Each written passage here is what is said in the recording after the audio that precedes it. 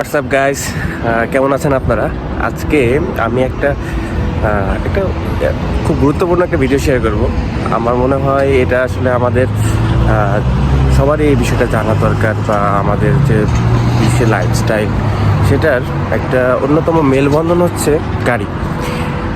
গাড়িটা হচ্ছে এমন একটা বিষয়, আমাদের বাংলাদেশের ক্ষেত্রে এটা একটা বিলাসিতা, বাট এইখানকার এই দেশের জন্য বা উন্নত যেসব কান্ট্রি আছে সেগুলোর জন্য একটা মৌলিক চাহিদা।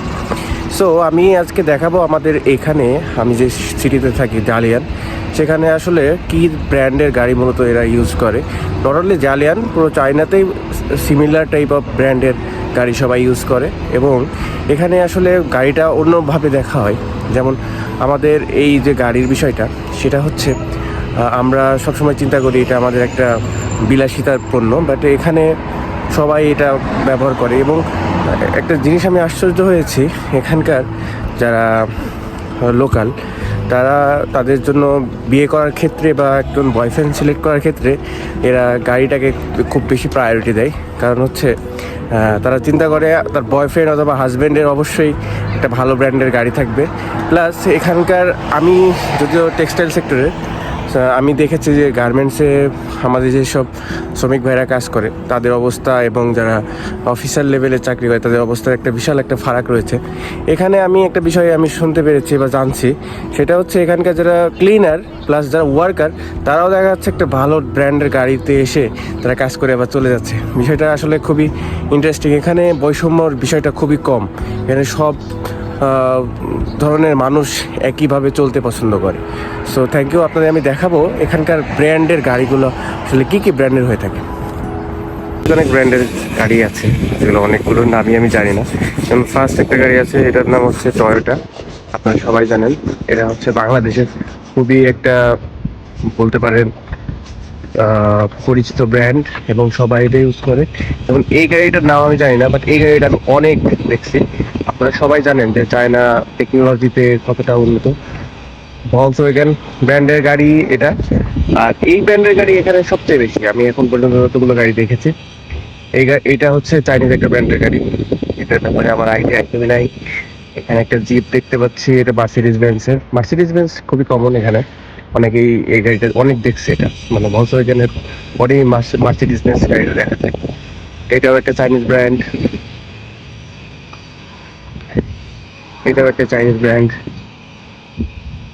এটাও একটা চাইনিজ ব্র্যান্ড। এখানে অনেক অনেক ব্র্যান্ড আসলে, অনেকগুলো। এখানে একটা আছে নিশান ব্র্যান্ডের গাড়ি, এখানে আছে বিএমডাব্লিউ। এই যে গাড়িটা বিএমডাব্লিউ, বেশ পুরানো ব্র্যান্ড বাট বেশ সুন্দর। এটা এটাও একটা চাইনিজ ব্র্যান্ডের। পাশে আরেকটি মার্সিডিজ বেঞ্জ দেখা যাচ্ছে। যদি বাংলাদেশের কারোর মার্সিডিজ বেঞ্জ থাকে, তারা জানেন আসলে গাড়িটা কিভাবে যত্ন করা হয় এবং তারা তাদের সমাজেতে কেমন একটা মানে সম্মান বৃদ্ধি হয় একটা গাড়ির জন্য। কারণ বাংলাদেশে ব্র্যান্ড ওয়াইজ অনেক কিছু নির্ভর করে আমাদের, কারণ আমাদের বাংলাদেশের সমাজে বৈষম্যটা অনেক বেশি। যারা অনেক টাকা পয়সার মালিক, ডেফিনেটলি যারা অনেক বড় বড় ভালো ভালো ব্র্যান্ডের গাড়ি কিনে। সো এখানে আরেকটা বললাম যে ভলক্সওয়াগনের গাড়ি এখানে বহুত, অনেক গাড়ি। এই যে বিএমডাব্লিউ দেখা যাচ্ছে এখানে একটা, সামনে একটি মার্সিডিজ বেঞ্জ। আর এখানে গাড়ি সবসময়, আমি আগের একটা ভিডিওতে বলেছি, গাড়ি সবসময় রাস্তার পাশে পার্কিং করা থাকে।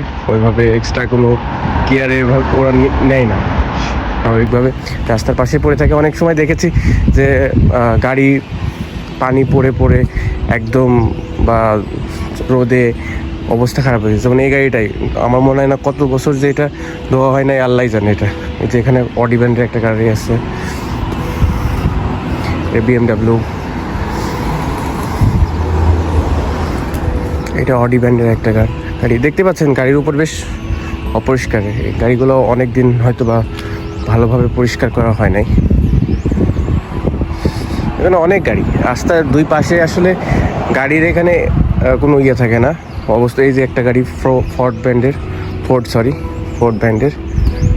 এই গাড়িটা আসলে কি নাম আমি জানি না, বাট এই গাড়িটা অনেক দেখছে এই গাড়িটা। সো এটা একটা গাড়ি। সো এই যে দেখতেই পাচ্ছেন অনেক রকমের গাড়ি, অনেক রকমের কালার। আজকে আমি চেষ্টা করেছি অনেক ব্র্যান্ডের গাড়ি আপনাদের দেখানোর। এখানে যতটুকু সম্ভব। এখানে আমি সবচেয়ে কম দেখেছি রোলস রয়েলস ব্র্যান্ডটা, এখানে খুব বেশি আমি দেখি নাই, বাট আদার্স ব্র্যান্ড অনেক বেশি। এখানে একটা বিষয় খুব ইন্টারেস্টিং যে আমরা যখন উবারে উঠি, এখানে যেটা দিদি বলে, দেখা যাচ্ছে সেই গাড়িতেও দেখা যাচ্ছে টেসলা বা BMW এই গাড়িগুলো হচ্ছে ইউজ করা হয়। আমরা দেখা যাচ্ছে আমি বেশ কয়েকবার এই ধরনের গাড়িতে উঠছি অনেকবার।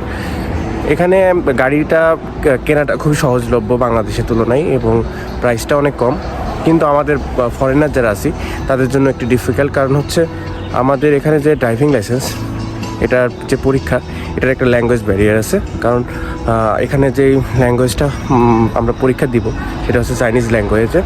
সো আমরা এখানে ওইভাবে চাইনিজ ল্যাঙ্গুয়েজ জানি না, প্লাস এখানকার সিস্টেমটাও আমাদের ওইভাবে জানা নেই, যার কারণে ফরেনারদের জন্য এখানে গাড়ি কেনাটা একটু ডিফিকাল্ট বা চালানোটা একটু ডিফিকাল্ট। বাট আদার্স যারা আছে তাদের জন্য খুব ইজি, চাইলেই গাড়ি কিনতে পারবে এবং পরীক্ষা দিয়ে ড্রাইভিং লাইসেন্স নিতে পারবে। আমি চেষ্টা করেছি সব কিছু ডিটেলস বিষয়টা জানানোর জন্য, এবং নেক্সট আমি একটা ভিডিও করব, সেখানে গাড়ির প্রাইসটা কেমন হয় সেটা জানানোর চেষ্টা করব আপনাদের মাঝে। সো আমাকে সাপোর্ট করবেন, আর আপনারা কোন কোন বিষয়ে ভিডিও চান সেটা অবশ্যই আমাকে জানাবেন। ধন্যবাদ সবাইকে।